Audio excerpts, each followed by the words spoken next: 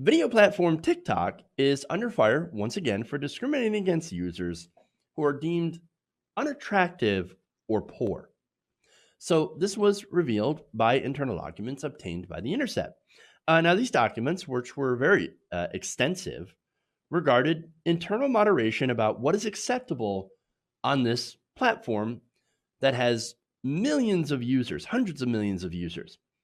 Now, these documents are also a devastating indictment of how the company operates. So now let's get into the report, into the details, right? And it's a very detailed report, and I'm just going to focus on one aspect of it, but there are also other disastrous aspects to it. So I urge you to read the full report. Now, one moderation document outlining physical features, bodily and environmental, deemed too unattractive, spells out a litany of flaws that could be grounds for invisibly barring a given clip for the For You section of the app, where TikTok videos are funneled to a vast audience based on secret criteria. Now, nobody knows what it takes to earn a spot for the For You section. And that's a lot like, of course, YouTube algorithms, to make that comparison, right? I don't know what brings us into the algorithm. I mean, I know some of the stuff that keeps us out of the algorithm, but what gets you into it and what gets you trending, nobody really knows. So it kind of brings to light the fact that we have these algorithms and we have these moderation tools being used by these companies to screen videos and users and content from being served up in this case, For You or What's Hot or any of these other designations on these platforms, right? So now the document reveals that it takes very little to be excluded from this, based on the argument that uploads by unattractive, poor, or otherwise undesirable users could, quote, decrease the short-term user retention rate. So, fun. The document stresses for videos to which the user is basically the only focus of the video. If the character's appearance or the shooting environment is not good, the video will be much less attractive, not worth to be recommended to new users. Under the policy, TikTok moderators were explicitly told to suppress uploads from users with flaws both congenital and inevitable, meaning if you're older, right? The shooting environment is not good. The video, sorry about that. The abnormal body shape, ugly facial looks, dwarfism, and obvious beer belly, too many wrinkles, eye disorders, and many of those other low quality traits are enough to keep uploads out of the algorithmic fire hose. As I mentioned before, these algorithms are stacked against people who are not model material, essentially, right? Videos, and it also has a poor bias. Videos in which the shooting environment is shabby and dilapidated, including but not limited to slums, rural fields, and dilapidated housing, were also systematically hidden from new users, though there is one exception. Rural, beautiful natural scenery could be exempt, but no rural areas, but unless they're pretty. Unless they're pretty. How magnanimous of them. Appreciate that little exemption. There's more. The document, presented to both English and Chinese, because it is a Chinese company, advised TikTok's moderators to look for videos, for videos shot in someone's house, has to be no slummy character. Special care should be given to check for slummy features such as cracks in walls, old and disreputable decorations, the mere appearance of residential disrepair, or crooked teeth in the frame. The document shows could mean the difference between worldwide distribution and relative invisibility. Now, in America, that is the special prescient, right? Because here in America, we treat teeth as luxury bones, cosmetic luxury bones, right? So it's very likely to have users in America that have crooked teeth because, well, they can't afford to get dental care.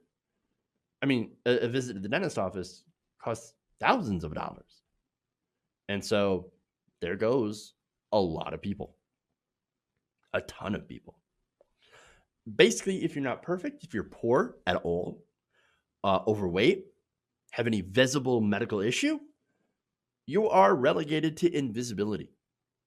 And not only that, but they've also discriminated against in the past and gotten in trouble for it. Disabled, LGBT, and others, and other groups. So, look, it doesn't even matter how good or original your content is, right? If you're not pretty, F off. All we're in it is for pretty people, because that draws more people to our platform and we end up making more revenue. And that's what it is. And that is, and now consider their justification for this, right? Because they basically give it away. They admit it. TikTok should retain an aspirational air to attract and hold on to new users. This kind of environment is not that suitable for new users for being less fancy and appealing. So basically, they want to grow their user base. And in order to do that, they suppress poor people, people with any sort of physical flaw, whether it be, overweight, obviously, disabled or old, at all. They will suppress you. Now, the message it sends is, hey, TikTok users, you're good enough to use the platform, but not good enough to be on it if you are not perfect, right? That's the message. Hey, we need more and more users of people to actually watch the content, but if you're ugly, you can't be on the content. No uggos applied. Or uggos need not apply, right? Which I would not make it on TikTok. Not that I wanted to, but seriously, I'm pretty sure baldness is one of those things that doesn't get viewed very well by moderators. I'm just saying. But now The Intercept notes that it's unclear how widespread this exclusionary practice is. A TikTok spokesperson told The Intercept that the policies mentioned appear to be the same or similar to those published by German publication Netzpolitik in a December story about how TikTok was artificially suppressing access to videos created by the disabled, overweight, and LGBT users and represented an effort at, quote, prevented bullying, but are no longer in place and were already out of use when The Intercept attained them. Oh, no, see, here's what we were trying to do. We were just trying to protect people from bullying by artificially limiting their reach. I mean, because if nobody sees it, nobody's going to bully you. Huh? See? Right. And then we don't have to look at those dirty pores. I mean, come on. We're not the bad guys. And no, it's our other users, the ones that bully people. Those are the bad guys, right? Now, obviously, that's full of crap. Documents reviewed by The Intercept include a range of policies beyond those reported by Netzpolitik, involving, among other things, the suppression of content from poor, old, and ugly users. Furthermore, the documents contain no mention of any anti-bullying rationale, instead explicitly citing the entirely different justification, the need to retain new users and grow the app, of course, because you've got to make profit. It's all about the money. All about the money. Now, one more thing here. And that's, I think this is relevant because of this is the way that these large platforms work. YouTube, Facebook, TikTok, all these different large, huge platforms with hundreds of millions of users, right?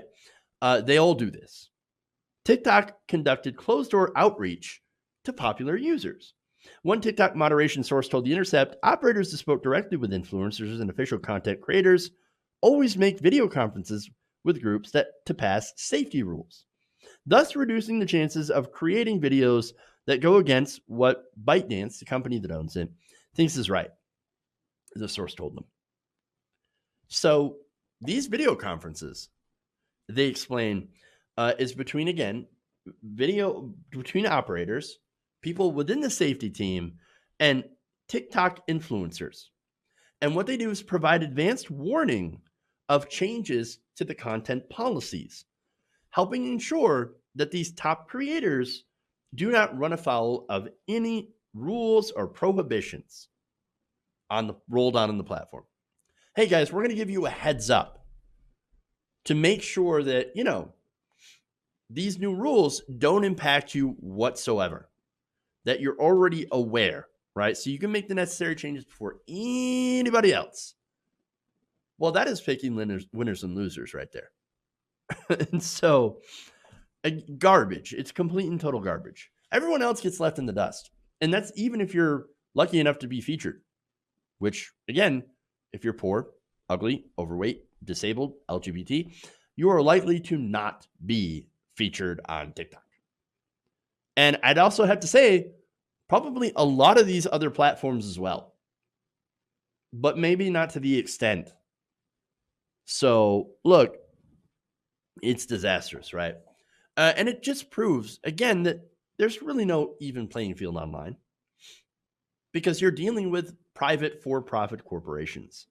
And if gaining a profit means suppressing your user base and their creativity in order to get it, well, that's exactly what they're going to do. And we have nothing that we can do about it. Hey guys, hopefully you enjoyed that free video. Now I'm going to have to ask you a favor. Between the demonetization and the YouTube algorithm messing around with view counts, etc., we're having a hard time adjusting to the new YouTube reality, which is where you guys come in. See, we have a Patreon, patreon.com/TYTNation, set up to help us rely on you guys, the viewers, instead of big corporate ads. Look, you know the show. You know I'm not in favor of big corporations anyway.